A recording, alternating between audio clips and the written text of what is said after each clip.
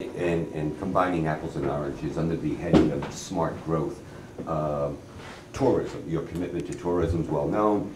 I always argue that, that's great, but we need to get people in and expand that passenger rail service that we now have coming across the river, get afternoons, get weekends, which doesn't make any sense to me. And is literally pennies. Yeah. I mean, I honestly, I don't know what the DOT's or this administration's opposition is to that.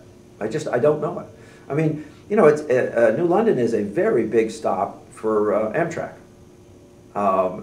It tells you people want to get there, and you have what 1.2 million people taking ferry service from New London, right at the tram. I mean, listen, it's a block and a 2-block walk, and if we were smart, we'd make it easier to do. So one of the first things I'll do is to establish a more regular service, daytime and weekends. We're going to do it. We're going to require it to be done. And by the way, let me drill down. Yeah. First month of that service in New London, 170 passengers average. It's now up to 1,200. Makes a difference. It does. Yeah, I know. I attended the COG meeting here that you were at a couple of weeks ago, and the issue of Route 11 came up. And I'll be honest with you, it's the first time I've ever heard the proposal of possibly putting a toll. Now, I know you're against tolls, generally speaking, unless there's a constitutional amendment that demands every penny goes into transportation. Or a transportation authority that is the recipient as opposed to the legislature being a recipient. I'm not giving money to the legislature to spend at will. I'm just not going to do it. So I will not consider tolls unless there is an ironclad guarantee that the money is going to be used for transportation. It's a terrible way to raise general revenue. It's a great way to raise revenue that's in and around the issue of transportation. And by the way, with respect to a new road, it's very easy to do, because what you do is you post those proceeds as the basis for 20 or 30 or 40-year bonds. So, doing it in Route 11 might be easy. And the proponents of Route 11 have said, if everything else fails, there's no other way to do it. We can't get enough from the federal government. There's not enough in the state coffers that they would consider. And they've come to me and said we would consider tolling that road. And what I've said is, listen, first of all, I've been on record as a supporter of Route 11 for 5 or 6 years. I've written letters to Congress urging funding, joined Representative Courtney with respect to that. So I'd like to see that done. I'd like to be the governor who actually got it done. Yeah. I know we've got a little bit of time, and there are 2 other issues that are very emotional, and that one is the death penalty. Sure. And it's getting a lot of discussion these days because of the Cheshire situation. You want to explain how you envision your idea of doing away with the death penalty, but from a point forward? In you're a lawyer. Right. How does that stand up in court as being constitutional? Sure. Well, first of all, let me explain my position. I'm the only guy running for governor who's ever tried homicide cases. 4 as a prosecutor and once as a defense attorney. I sent people to jail for 25 to life in New York State. And I have a crime-fighting history that's pretty significant. I began as a supporter of the death penalty, like I think a lot of people do. But because of who I am and what I did for a living, I did a lot of work on it. And I eventually became convinced that there is no relationship between the presence of the death penalty and lower homicide rates. And the example I always cite is Texas, who's put more people to death, I think over, in the last few years, hundreds, and has one of the highest homicide rates in the entire nation. Then you compound that with the fact that we have put people to death wrongly. In Milford this week, a person who sat on death row in Florida spoke. Now, he was freed based on DNA evidence, but DNA evidence comes into play about 10% of homicides. But he almost was put to death. I want to ring that up. And then the fact that in our nation, we have disproportionately applied the death penalty to individuals based on their race, or in other cases based on the race of the person who was killed.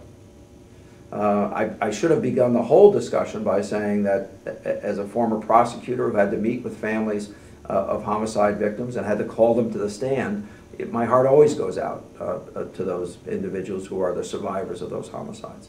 But I reached a conclusion based on the summary that I just gave you that I don't personally and could not support the continuation of the death penalty. Now, I was asked, would I have signed the legislation that the State House and State Senate have put forward? And I said yes. And that legislation was prospective. But I'm going to also say one other thing that I don't always say, and that is we don't have a workable death penalty statute in Connecticut. There's only been one person put to death since 1960, and he had to sue to be put to death. There are 2 people on death row in Connecticut who've been on death row for longer than 20 years. You know, that's the context of that discussion. You then asked a question, and I should always answer your question. Can you draft that legislation so that it's prospective and it works prospectively? I think you can. I think you have to make it clear that why you're doing that. That people will be treated under the law that existed when their convictions or the crime occurred, and that the state has made a decision from that day forward to do it differently. I think there's a serious doubt, however, whether that law is enacted or not, whether anyone's ever going to be put to death in the state of Connecticut based on the last 22-year track history, or history, where 2 people have accumulated in excess of 20 years on death row. And finally, DCF. Oh yeah, DCF. I've studied this thing. It's a nightmare. It's a nightmare.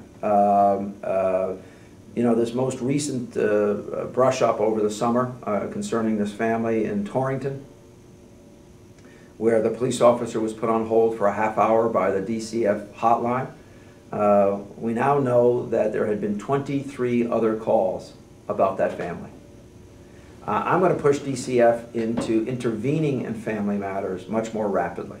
An early intervention is a great wake-up call.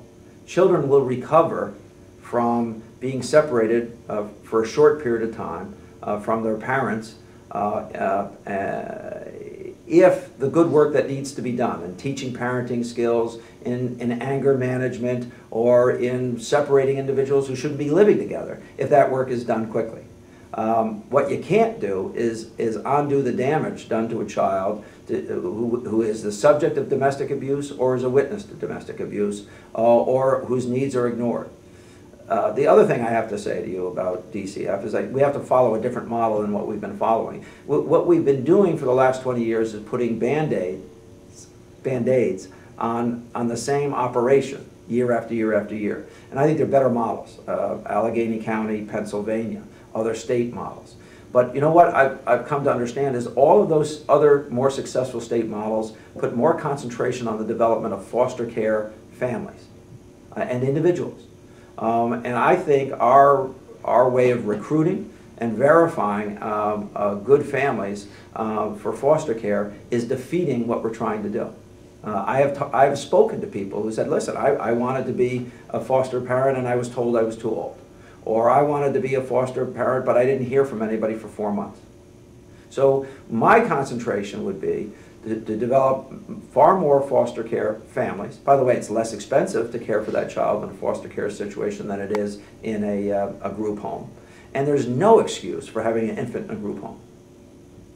I think we can develop the easiest population to place, even if the child has profound difficulties, is as an infant.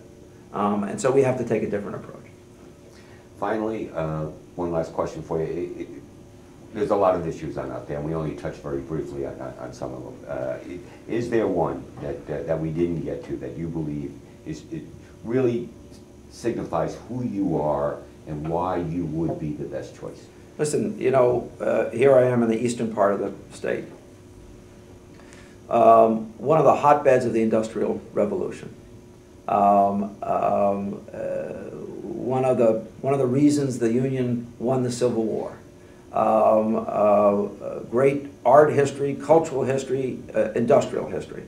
And that reminds me of how far we've fallen as a state and how badly we took our eye off the ball. Job creation has to be job one.